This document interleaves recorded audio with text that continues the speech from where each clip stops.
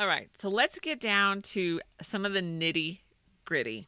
Okay, let's talk about the format for the class. And there's a sample schedule on my screen, and you can download this same schedule from the show notes on the website, lifeunboxed.blog. And of course, the link will be below. But I want to go through this and explain to you what I do as I teach the class. So this is the same schedule that I use for every single class. The only thing that changes is the artist. And I actually change out the artist every semester because I want to learn something new too. And it also, the kids know because, we have a lot of the same families in the co-op. They know that if they do want to take the art class again, it's going to be new artist. So every semester, new artist, every week, new artist, but same exact format. The class time I have is 50 minutes. So for the first 20 to 25 minutes, we do the history side. And this includes reviewing the artists that were already taught and introducing the new artist. So I usually have flashcards of paintings that we took a closer look at. And so I will review all of these paintings with the kids every time. So we review and we review and we review. So they recognize the movement, they recognize the artist, and they recognize the name of the painting as well. So there's only 5 per artist, so we keep it kind of simple. But, by the time you get to 8 or 9 artists, by the end of the 9 weeks, it's a lot of paintings to look at. So once we review the artwork and the artist from the weeks before, I will introduce them to the new artist, and then I will read that story. So I typically use Getting to Know the World's Greatest Artist by Mike Venezia. So he also has books. I went ahead and I wanted you to see all the books that he has. So he has books on composers, inventors, and the presidents. So you could easily take one of these books, pluck it out, and use it for your co-op class. And I will leave links to all of his series below. These books are great for kids. They are well written and they are fun. And there's a lot of humor in them too. So they're not boring at all. I have also written my own story if there is an artist that I want to teach, but I can't find a kid-friendly book. So I wanted to do Mondrian, and I could not find a kid-friendly book on his life. So I got an adult book, and I have a bunch of art books too that I will pull from. And I wrote my own story for the kids on Mondrian. So that was fun explaining to kindergartners his philosophy on art. So while I am reading the story, the kids cut out the artwork that we will take a closer look at. Now, I will say this because I usually do kindergarten through 2nd grade, and then I will do 3rd grade through 6th grade with this class. So when I do kindergarten through 2nd grade, I actually have everything cut out for them. The 3rd grade to the 6th grade, I have them cut it out. So I also add a lot of activities in the lap book so the kids have something to do while I'm reading. And if we happen to encounter any downtime, there are extra activities. So this is the lap book on the screen, and you can see the cover is, and I'll change up the cover too for different years and stuff. So the cover is easy to color for the kids. I have coloring books that I will add. So I don't create, because I create these coloring books. So I don't create them for every artist. I only create them for about 3. But for the other artists, there's also puzzles in there of a famous painting that we looked at. So there's tons of activities in there for the kids to do while I'm reading. So they can color or cut while I'm reading. And I find that the kids who can occupy their hands are better listeners. So that's why I like to have a lot of activities, and they're simple. They're not difficult activities like coloring the cover. You would actually be surprised how many weeks these kids will work on just coloring the cover of their lap book. So it's great to have. So after the story is finished, there are usually 5 famous paintings that we will take a closer look at. And so these are printed on paper like flashcards, and they're printed in color. And so we'll talk about the name of the painting and any other significant facts, like Monet painted his famous water lily garden hundreds of times, which was not mentioned in the story. So that's something that I found when I was doing my own research. And so I like to insert other interesting facts that may not have been mentioned in the books as we go through the different paintings.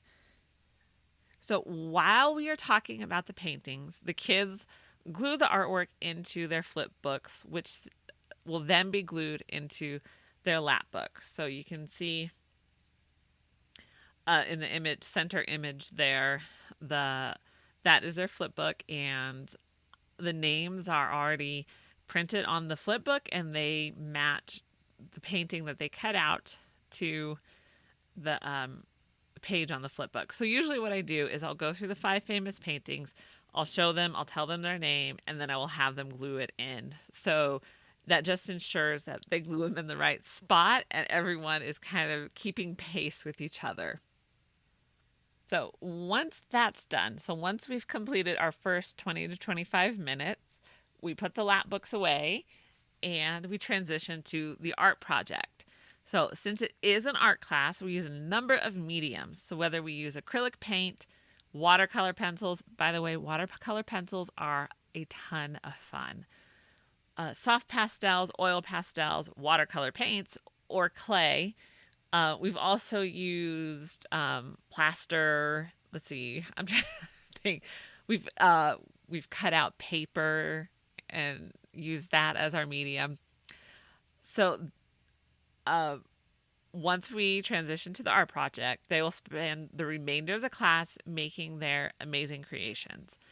And sometimes the instruction is to just create some magic, and other times I will have them copy one of the artist's works. It's always great when parents recognize the artists we've been studying based on the kids' art. So here are a few pieces on the screen for the listener. So I don't know if you can recognize Vincent van Gogh, his sunflowers, and we have Andy Warhol. And what I did is I painted the kids' hands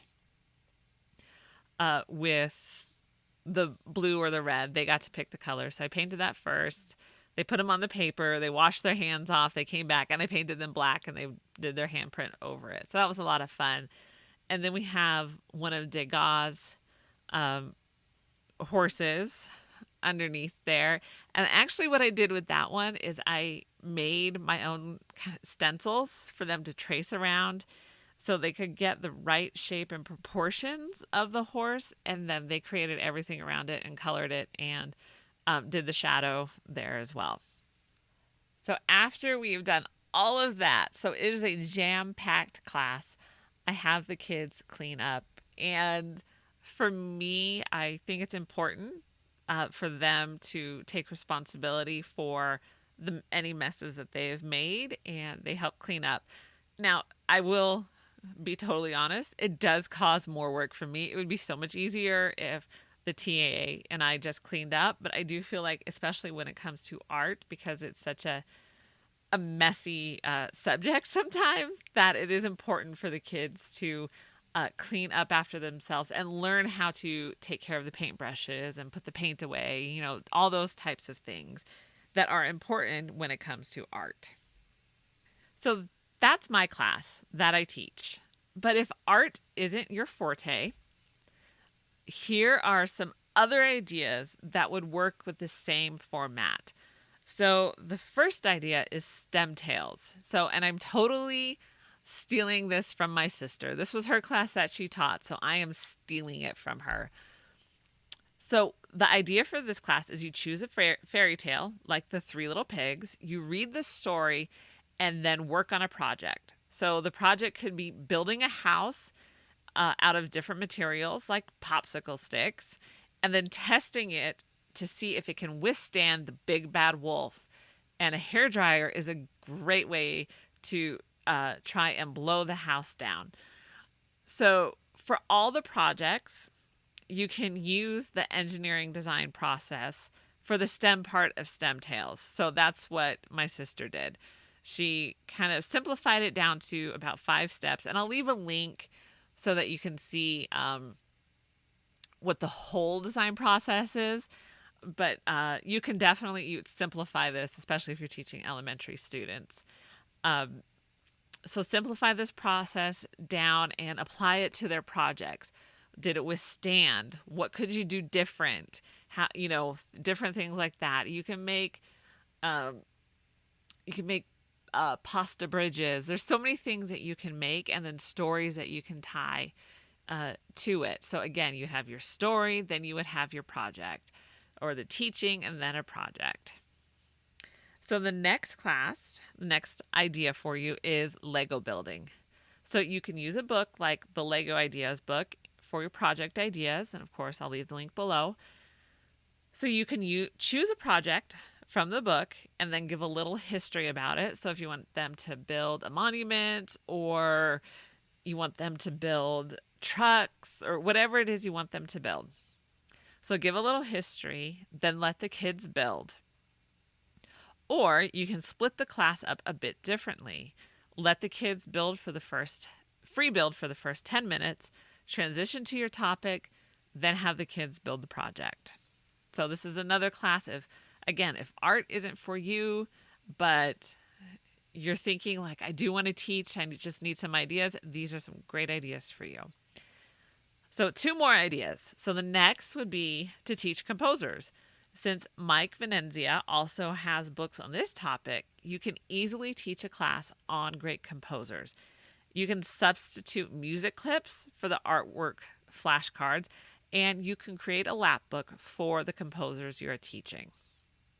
Finally, we're going to shift back to science, and Mike Venenzia also has a book on inventors.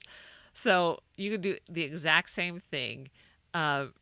If you want to teach inventors, instead of an art project, you can substitute it for a science project and whether you mimic one of the inventors' projects or, try to come up with something different, you can still do the history side and then do the project. So I hope that this has given you just so many ideas for a co-op class. The whole point of this was to really help you banish any hesitation and to get the ideas flowing. So you can teach a homeschooling co-op class that is fun and exciting to teach. So let me know the class you've decided to teach in the comments below. I am so glad you joined me today. Again, be sure to like the video and subscribe to the channel. This is just a huge support. I cannot express to you how big of a deal this is in helping to really support the channel. And remember to check out the Life Unboxed store for all of your Mom Boss merch. For more great momtrepreneur content, follow Life Unboxed on social media, check out lifeunboxed.blog, or download the podcast wherever you listen to podcasts. Be sure to share the podcast, website, and video with your friends. And I will see you in the next video.